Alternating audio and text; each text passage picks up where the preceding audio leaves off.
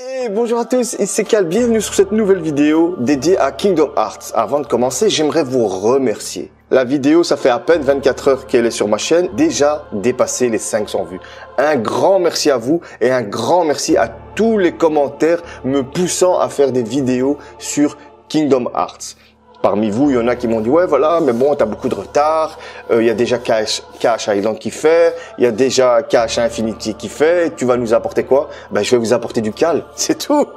Qu'est-ce que vous voulez que je vous dise? C'est pas parce que d'autres youtubeurs ont fait des choses que je peux pas en parler. Et il y en a beaucoup d'entre vous qui veulent que j'en parle. Eh ben, je vais en parler parce que tu suis un youtubeur. Pourquoi? Ben, sa façon d'être, sa façon de te parler, sa façon de s'exprimer, sa façon de te faire ressentir les choses. Moi, je ne vais pas parler comme KH Island, je ne vais pas parler comme KH Infinity. Vous êtes sur ma chaîne aussi pour découvrir mon monde, pour vous dire que c'est pas parce que d'autres youtubeurs le font que je ne peux pas le faire.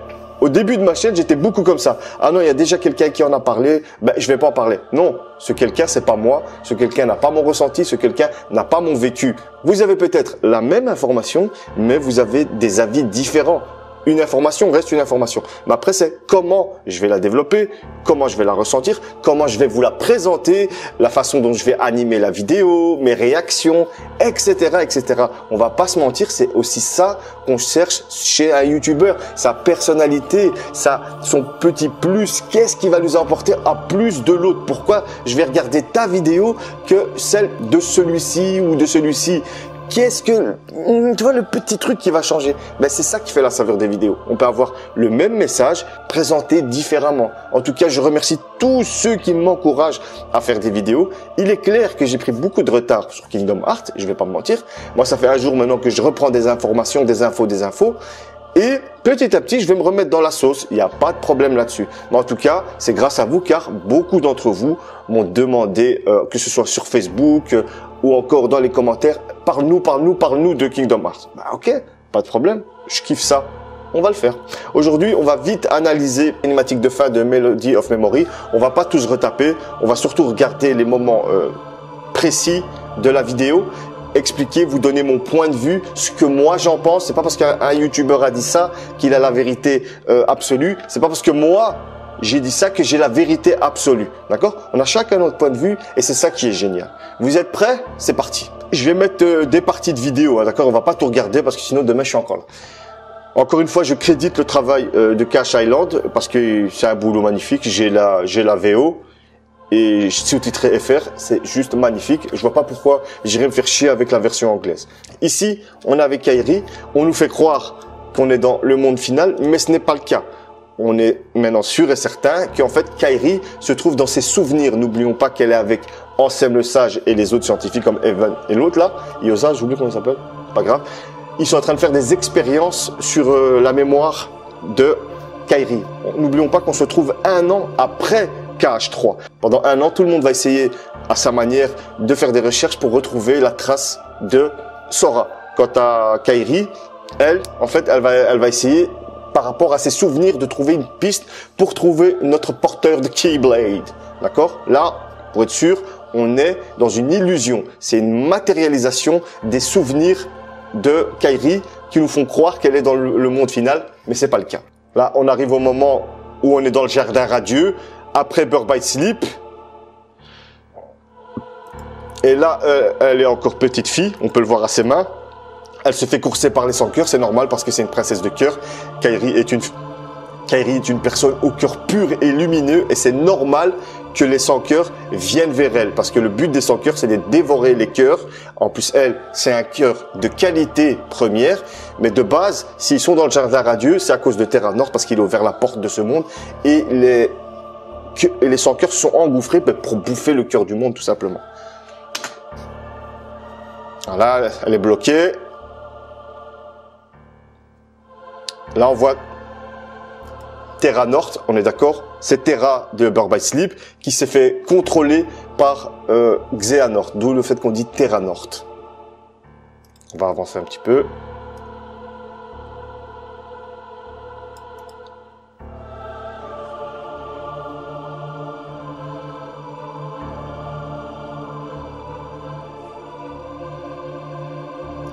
Voilà. Là, il lui a dit, si tu es vraiment une princesse de cœur, ton cœur va résonner avec le porteur de Keyblade et il me guidera jusqu'à son monde.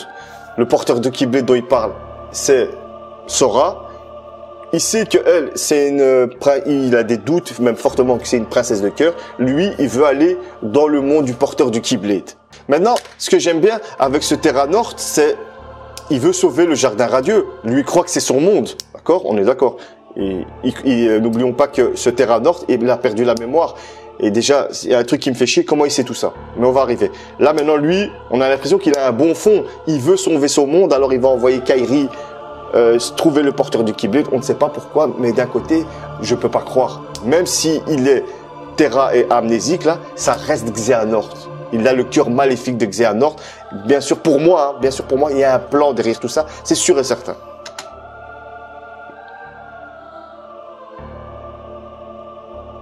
Voilà, tu vois, c'est pas une simple expérience, c'est l'espoir. Tu es l'espoir de sauver ce monde. Mais qui te dit que lui, il sait encore pas, c'est une autre expérience. C'est Xehanort. Pour moi, c'est un enfoiré du début à la fin, point barre.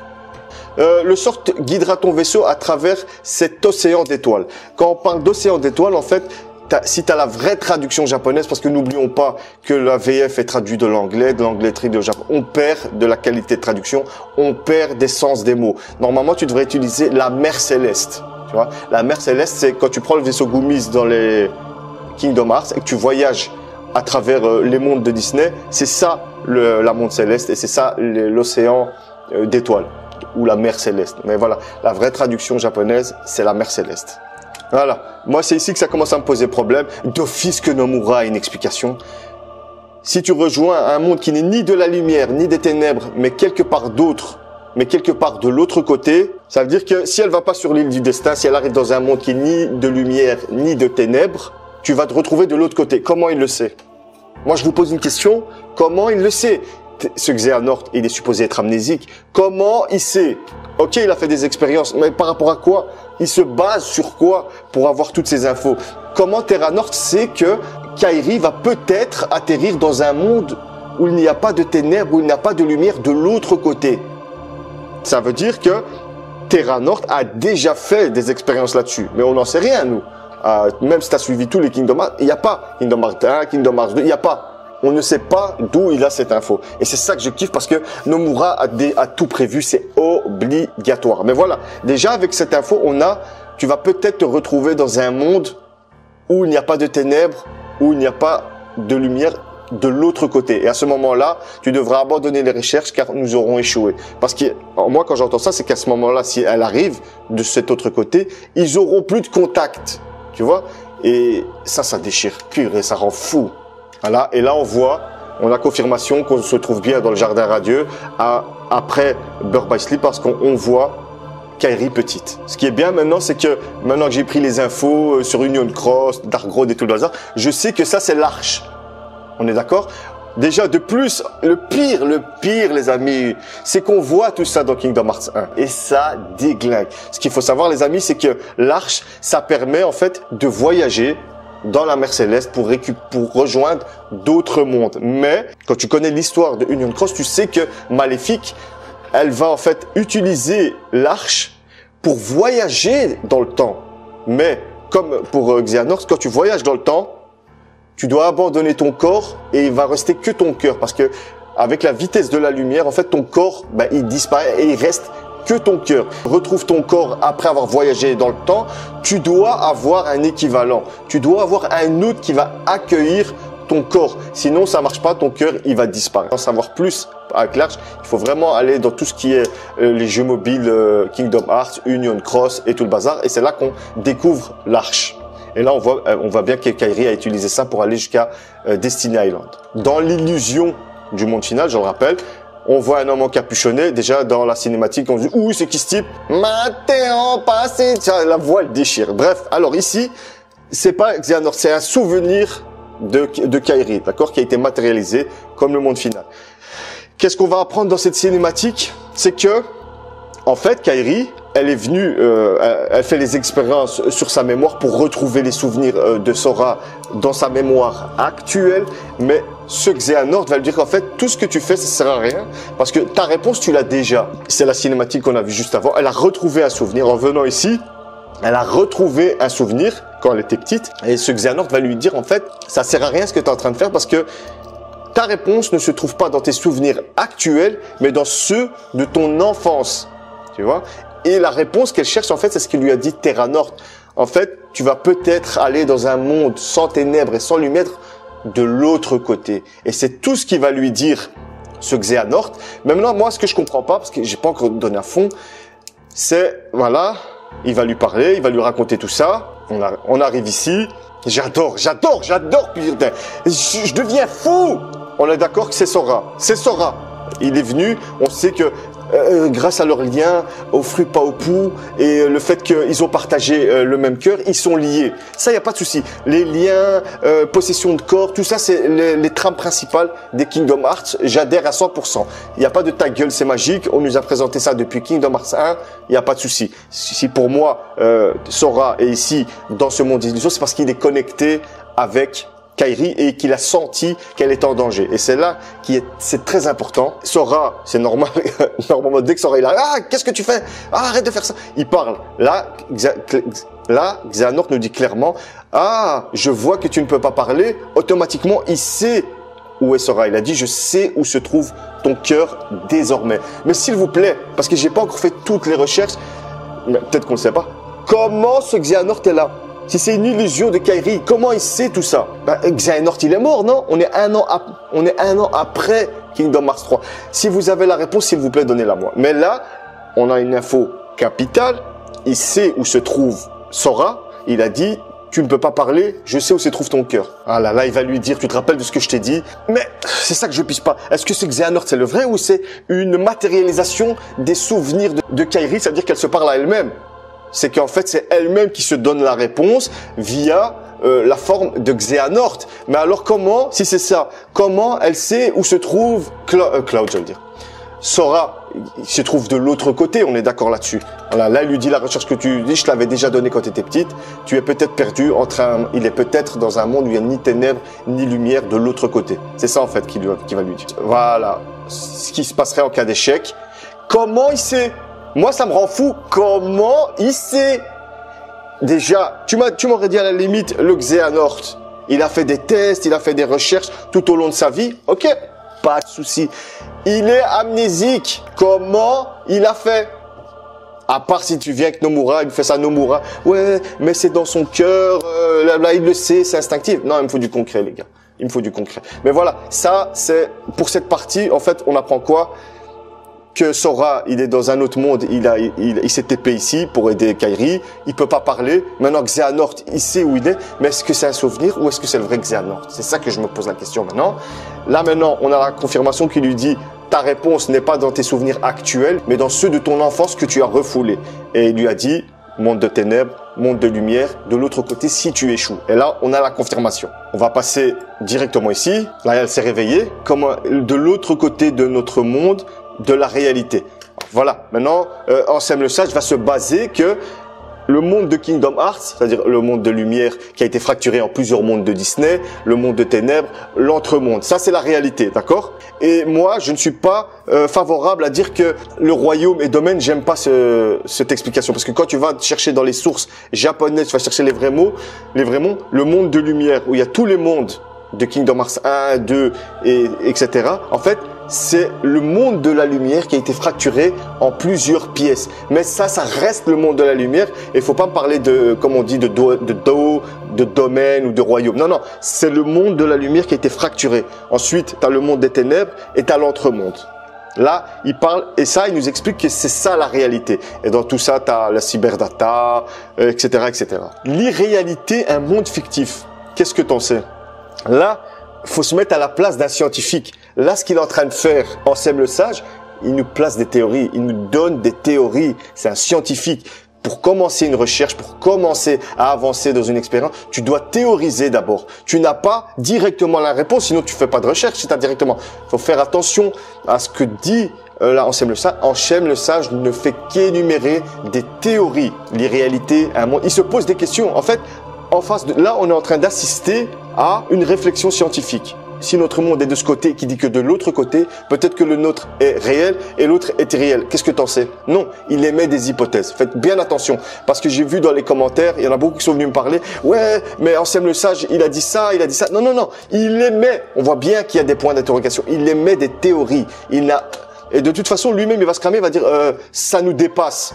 Il émet des théories, c'est un scientifique. Dans Retour vers le futur 1, chaque fois Marty il dit à Doc du passé, ouais, c'est pas le pied. Et à un moment, il dit, encore cette histoire de pied, quoi.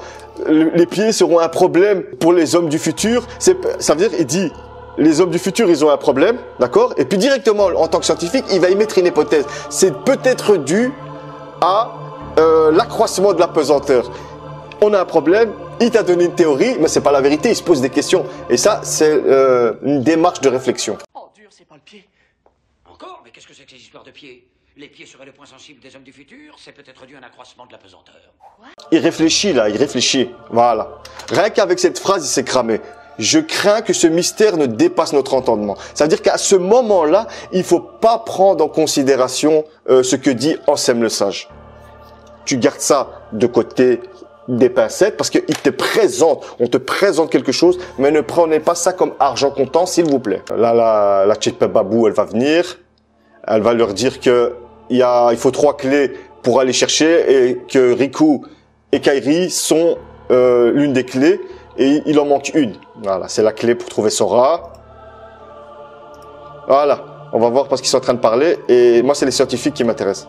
Il existerait un monde de l'autre côté du nôtre qui n'est ni de lumière ni des ténèbres. Voilà, ça fait 1 an qu'ils rêvent. Monde fictif. Mais attends, c'est peut-être ce dont on parlait Xehanort, un monde fictif. Non, non, on sait pas. On sait pas si c'est un monde fictif. On ne sait pas. On ne sait pas ce qu'il y a de l'autre côté. Mais ça déchire, ça nous permet d'avoir du grain à moudre. Et c'est ça qui veut nous donner des théories en fait. Kyoko no Sekai.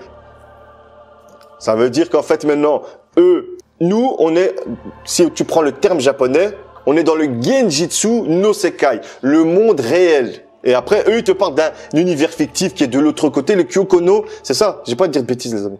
Kyoko no Sekai, le monde irréel, le monde fictif, c'est ce qu'il y a de l'autre côté. Mais c'est pas parce qu'il est de l'autre côté que c'est irréel, que c'est fictif. Non, non, c'est peut-être un opposé dans le sens où on a notre réalité à nous, mais eux, ils ont aussi leur réalité. Peut-être que dans leur réalité à eux, c'est nous le côté fictif. Alors, si j'ai raison, cet autre côté de notre monde d'où viennent les voix ne porte pas. Il dit bien si j'ai raison. Il n'a pas dit j'ai raison. Ça, c'est bien. Si j'ai raison.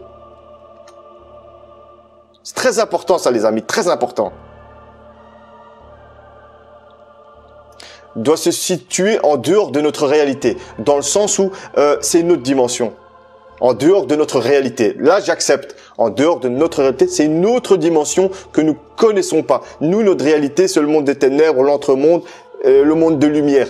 Et en dehors de notre réalité, c'est autre part. Là, je suis d'accord. En d'autres termes, il doit être irréel ou fictif. Qu'est-ce que tu en sais? Non, non. Là, je suis pas d'accord. Là, je suis pas d'accord. Mais nos connaissances s'arrêtent ici. Mais il peut même pas prouver que c'est fictif ou irréel. Vous voyez, vous allez peut-être dire, ouais, mais Cal, t'insistes. Non, non. Vous comprenez ce que je veux dire? Il peut pas nous donner ça concrètement. Il a pas fait de recherche. Il vient à peine d'avoir l'info. Mais c'est le but des scientifiques. C'est le but des scientifiques. Bon, voilà, la fée Badibadou, elle va les amener dans le monde final. Mais vraiment, le monde final d'ailleurs, voilà. Là, ils sont vraiment, c'est plus une illusion. Wari no Sekai, le monde final. Voilà, moi, c'est à partir d'ici que je kiffe. C'est à partir d'ici que je kiffe. J'ai eu direct émis une hypothèse, j'ai direct émis une théorie. J'ai été sur le net, j'ai parlé avec quelques Anglais avec qui je parle, avec qui j'ai des connaissances. Tout le monde est d'accord là-dessus. Et si c'est ça, ça déchire. La dernière clé, c'est l'étoile avec qui, c'est l'étoile avec qui parlait Sora dans Kingdom Hearts 3. Ils vont là à sa rencontre parce que d'après la fée, c'est elle la dernière clé. Elle est là et comme par hasard, elle est devant, magnifique, ils doivent pas chercher. Déjà, regardez, elle a une forme d'étoile. Là, on a confirmation de Disney, de la sagesse, de la magie. Elle vient de l'autre côté. Ça veut dire qu'elle est au courant de ça. Elle est au courant de ça, purée. Qu'elle vient de cette étoile, cette âme, ce cœur, il vient de l'eau. Parce que là, c'est un cœur. N'oublions pas que pour fuir l'autre côté, on ne sait pas de quoi encore, elle a dû abandonner son corps, prendre son cœur et rester dans le monde final. Parce que si elle retourne dans son monde, on va lui prendre son cœur. Tu vois? Sa forme lui a été retirée. Peut-être que comment sa forme lui a été retirée. C'est ça qui déchire. Peut-être qu'elle aussi, elle a pris une arche. Je pense pas parce que elle a peut-être voyagé dans le temps, mais il n'y a pas de voyage dans le temps. Là, on sait encore rien. Son cœur lui sera dérobé. On ne sait pas. Pour l'instant, on ne sait pas là-dessus. Je suis Disney, c'est normal. Voilà. Là, elle va nous ouvrir le portail. En fait, c'est grâce à Riku, maître de la Keyblade. Il a le pouvoir de l'éveil. Et en fait, le pouvoir de l'éveil, c'est quoi? C'est à partir d'un cœur, tu peux ouvrir un portail qui va t'amener dans le monde de ce cœur. C'est le pouvoir de l'éveil. Dans Kingdom Hearts 3, Sora aussi, il a utilisé le pouvoir de l'éveil. Mais lui, il a fait le contraire, en fait. Il a utilisé le portail pour aller dans le cœur de ses amis. Et il en a tellement abusé qu'à un moment, au dernier moment, quand il a sauvé Kairi et il a remonté le temps pour aider tous ses amis, il a trop utilisé le pouvoir de l'éveil, on va dire.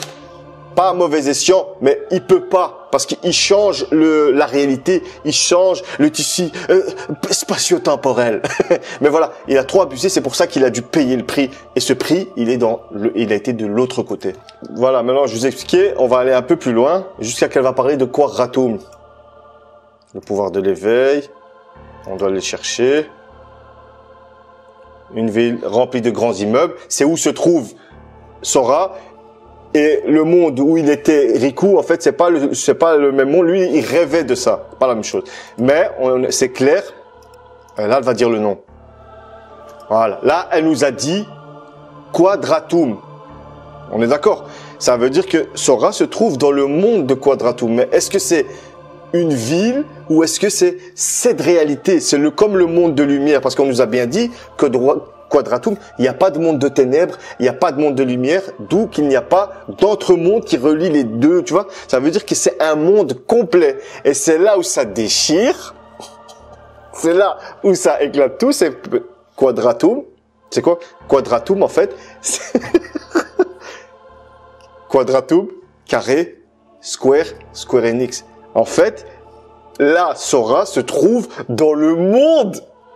L'autre côté, une autre réalité, pas irréelle. Pour moi, c'est une autre réalité, plus physique, et qui va plus nous ressembler, qui va plus nous parler, en fait. C'est ça qui déglingue. Et peut-être qu'en fait, Sora se trouve dans le monde de Square Enix. Vu que il est dans le monde de Verum Rex. Verum Rex, c'est quoi? C'est Final Fantasy Versus 13. La première version de Noctis, la première version de l'histoire de Final Fantasy XV avant que on ne stoppe le travail de Nomura qui va être repris par Tabata, tu vois? Et ça déchire. Maintenant, t'as la réalité de Kingdom Hearts, monde de lumière, monde de ténèbres, l'entremonde, et t'as l'autre réalité, de l'autre côté, une autre dimension, on vient d'avoir le nom, Quadratum. Mais est-ce que Quadratum, c'est la ville où elle sera, ou c'est le monde, ou c'est un monde qui va englober tous les mondes de Square Enix? Final Fantasy, The Ends With You, là, le jeu là, qui a sur 3DS, tu peux nous sortir Dragon Quest, toutes les licences de Square Enix. Moi, s'ils font ça, j'applaudis des deux mains directement. Et la théorie, en fait, maintenant qui dit, cette personne, c'est Stella. C'est Stella de Final Fantasy Versus 13. C'est la Luna Freya de Final Fantasy XV. Bon, elle a les cheveux blonds, mais elle est un peu plus typée japonaise, là. Elle est un peu plus typée japonaise, là. Je préfère ce personnage niveau design que Freya. Avant qu'elle ne soit transformée, c'est excellent. On lui a volé son corps. Là, elle a plus de corps. On est d'accord? Il y a que son cœur. Et son corps, c'est Luna Freya. Ça déchire. Et on sait que dans Verum Rex, Yosora, l'avatar, en fait, de Noctis dans Verum Rex, on lui a aussi volé son corps. Les ténèbres lui ont volé son corps. C'est comme Nomura, on lui a volé son projet, tu vois. Et là, maintenant, il peut tout ce qu'il avait de Final Fantasy XIII versus, eh ben maintenant, il peut le mettre dans Kingdom Hearts. Il va changer les personnages, bien sûr. Il n'y a pas de problème là-dessus. Yosora, c'est Noctis. L'étoile ici, c'est Stella. Stella, étoile, elle a une forme d'étoile. Stella, étoile, stellaire, tu vois. Tu vois si c'est ça? Ça déglingue, tu vois. Je te le jure que si c'est ça, je me lève, j'applaudis. j'applaudis Nomura et plus jamais je l'insulte. Parce que s'ils font ça, ils ont une grosse paire de couilles. Parce que déjà, c'est renier le travail de Final Fantasy XV de Tabata. Pour moi, c'est clairement petite vengeance par rapport à Final Fantasy XV et le fait qu'on lui a arrêté, qu'on a tué son projet, alors que lui, il ne voulait pas. Les gens, ils disent, ouais, Nomura, il a arrêté. Non, non, c'est pas Nomura. C'est Square Enix qui a décidé d'arrêter Versus 13 pour se concentrer sur Final Fantasy 13. Voilà. Et pour quel résultat? Génial. Génial. Ils ont appelé Tabata et c'est Tabata, en fait, qui a repris le travail, qui a repris la base de Versus 13. Ça veut dire les personnages, Noctis, le monde. Il a changé un peu le design de Stella. Mais voilà. Sinon, c'est la même base. Mais l'histoire, clairement, l'histoire de Versus 13 devait être autre. Et j'espère, Nomura, s'il te plaît, je t'en supplie, fais-nous l'histoire que tu voulais faire à travers Kingdom Hearts. Et Quadratum, c'est le monde de Square Enix, c'est le monde de leur licence. Et peut-être qu'en rentrant dans Quadratum, peut-être que lui aussi va être séparé en plusieurs jeux, en plusieurs petits mondes, mais qui restent Quadratum, comme la réalité de Kingdom Hearts. Lumière, ténèbres, entre mondes, eh bien Quadratum, c'est tous les petits mondes de Square Enix. Dans ma vidéo, quand j'ai fait la réaction, ouais, on va se débarrasser de Disney. Non, c'est juste pas possible. Parce que les personnages de Disney ont été implantés. Mais il y a toujours l'intrigue des princesses de cœur, tu vois. On doit terminer tout ça. Il y a Mickey, il y a Dingo. Quand je dis que le monde de Disney va disparaître, non, c'est impossible. Disney, ils vont pas permettre ça. Mais il faut qu'on se concentre plus maintenant sur Quadratum. Et Quadratum, j'en suis sûr que c'est Square Enix. Parce que Quadra 4, carré, Square Enix, tout simplement. Tu vois, si c'est ça, hein. Putain, les gars, si c'est cette histoire, si cette étoile, c'est Stella, là, je suis en train de parler, là. Oh, putain. Je suis parti. Tu vois, s'il fait ça, pour moi, Nomura, et qu'il a prévu ça depuis un petit moment, c'est un putain de génie. C'est un Kojima. On pourra dire ce qu'on veut du travail de Nomura. Que vous aimiez, que vous le détestiez, le gars, quand il bosse. Et si on arrive à cette théorie, hein, que l'étoile qu'on voit, le monde, on lui a volé son corps. Son corps, c'est Lunafreya, tu piges. Et son cœur à elle, il est là. Il est dans le monde final. On va attendre que Verum Vrex, on va attendre que le monde de KH3 va revenir pour retrouver son corps. Et le corps qu'elle va avoir, eh ben, c'est la cinématique de Verum Rex. Tu vois ce que je veux dire? Oh là là, putain, je vais fou. Puis, il y a tellement à faire. Et là, maintenant, ce qui va se passer, grâce au pouvoir de l'éveil, on va mettre la cinématique, on va juste mettre en image. Voilà. Riku, il va utiliser le pouvoir de l'éveil.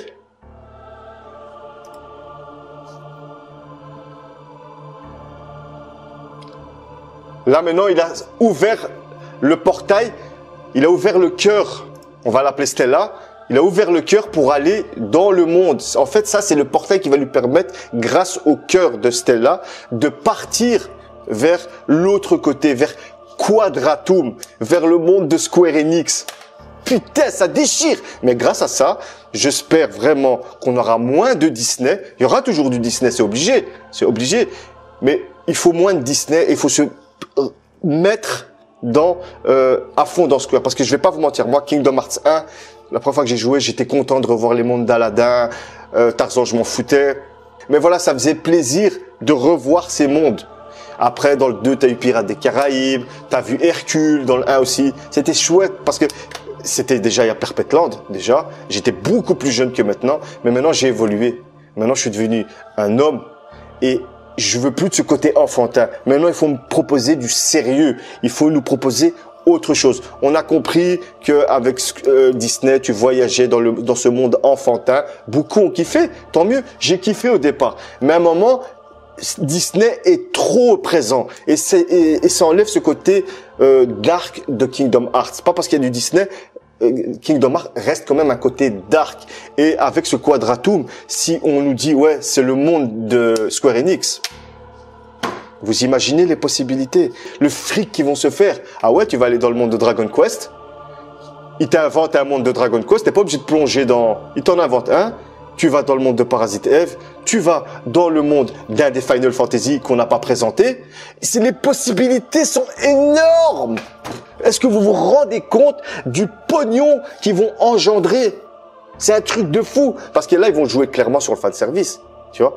Après, tout ce que je dis, les gars, c'est que mon avis, c'est que mon ressenti, c'est mon envie, en fait. Voilà. On va continuer, on va clôturer parce que la vidéo dure déjà longtemps. Il va aller à Quadratum, il va rejoindre Sora. Là, j'ai envie de venir avec toi. Non, tu dois aller t'entraîner. Bon, on va enlever. Tu dois aller t'entraîner. Il y en a beaucoup qui m'ont bombardé. Ouais, Kairi, elle est forte. J'ai jamais dit le contraire. J'ai jamais. Merlin l'a entraîné avec Lee. Elle s'est beaucoup entraînée, mais le problème de Kairi, c'est qu'elle a pas assez d'expérience. À la limite, pour mûrir, je suis tout à fait d'accord avec vous. Elle aurait dû partir avec lui. Mais maintenant, le fait qu'elle a choisi Aqua, c'est qu'il y a quelque chose qui va se passer. Elle va découvrir un pouvoir de princesse de cœur, on ne sait pas. Et grâce à cet entraînement avec Aqua, elle va pouvoir les rejoindre. Et là, vu que elle s'est beaucoup entraînée, on voit qu'elle a un certain don pour la Keyblade, elle va les aider. Et elle va faire son expérience dans Kingdom Hearts 4, il n'y a pas de problème là-dessus. Maintenant, elle peut pas. Ils vont rejoindre Yensid. Voilà, ils vont rejoindre Yensid, ils vont tout lui expliquer. Je vais enlever la photo de... Il va dire à Mickey, toi, Skalda Atkalum, tu vas faire des recherches sur le monde de l'autre côté, etc.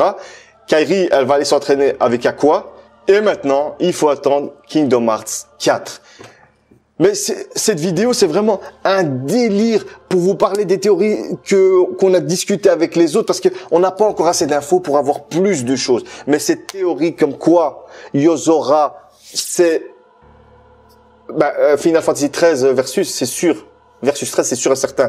Mais le pire, moi, ce que j'ai adoré, c'est Stella, c'est l'étoile. Si l'étoile, c'est vraiment Stella, et qu'on lui a volé son corps, et que c'est seulement son cœur qui a été dans le monde final, parce que c'est Lunafreya qui a pris son corps, c'est un truc de fou. Ça déchire. C'est péchu. C'est péchu. Mais c'est Nomura. Si c'est bien fait, si c'est bien amené, ça va déchirer. Je vais vous montrer. Voilà, ici, regardez. On est sur une page internet. On a le jeu Verum Rex, on est d'accord? Mais ici, il y a Square Enix. Il est marqué Square Enix. Vous comprenez ce que je veux dire? C'est officiel, c'est du Square Enix, ça déchire. Et là, on voit clairement que il a la gueule de... Là, voilà. C'est Noctis, hein. C'est flagrant que il a les mêmes poses que Noctis, etc. Quand il est dans sa voiture, ouais, il y a blindé de bazar. C'est flagrant, c'est ça. Mais moi, ce que j'aime bien, voilà. Ici, on a Ignis. Voilà, là, c'est Ignis. Là, il veut sauver Stella. Quand t'as la cinématique, tu vois. N'oublions pas cette cinématique de Verum Rex, hein. Et avec tout ce qu'on s'est dit, là, elle va disparaître, je crois, ou quelque chose comme ça, tu vois. Là, ils vont être séparés. Bon, tu vois, ici, on a un clin d'œil à... Mais tu vois, ils vont être séparés. Et c'est là, peut-être qu'elle va perdre son corps et qu'elle va se retrouver dans le monde final. Il y a tellement... Il faudrait que... On va regarder... Dites-moi si ça vous intéresse que je refasse une vidéo et on regarde la cinématique vite fait de Verum Rex pour analyser ça. Mais c'est super intéressant, On voit qu'elle va partir, on voit qu'elle va être emportée quelque part et que Yozora, il veut la tenir, quoi. Ça déchire, il veut la retenir. Il y a quoi encore? Qu'est-ce qu'on pourrait voir comme image? Là, tu vois ici, on a Prompto. Là, c'est Prompto. Ah ouais, c'est mieux. Tu vois, Ignis, Prompto. On a les personnages, c'est ça qui déchire. Nomura, il peut faire ce qu'il veut. Après, t'as aussi la théorie comme quoi Stella, c'est Skull. Ce personnage de Verum Rex, en fait, ça peut être Skull. Mais moi, je pense pas. Parce qu'il doit vraiment rentrer dans le délire. C'est Stella de Verum Rex. Ça doit déchirer. Mais voilà, il y a tout à imaginer. C'est ça qui est épique. De toute façon, comme je dis encore une fois, tout ça, c'est que du ressenti. Voilà, on va arrêter cette vidéo ici. C'était vraiment un pur ressenti. C'était vraiment pour vous expliquer ce que moi je ressens, ce que moi j'ai pris des recherches. La vidéo est assez longue, j'ai un gros montage à faire. Mais voilà, c'est que des spéculations. Comme Ansem le sait, je ne fais qu'émettre des théories. Je ne fais qu'émettre des choses en fait, c'est tout. Voilà, c'était Cal. J'espère que cette vidéo un petit peu fofolle vous a plu. Moi, je vous dis à une prochaine fois pour d'autres vidéos sur Kingdom Hearts. Et dites-moi dans les commentaires si ça vous intéresse encore. Ciao.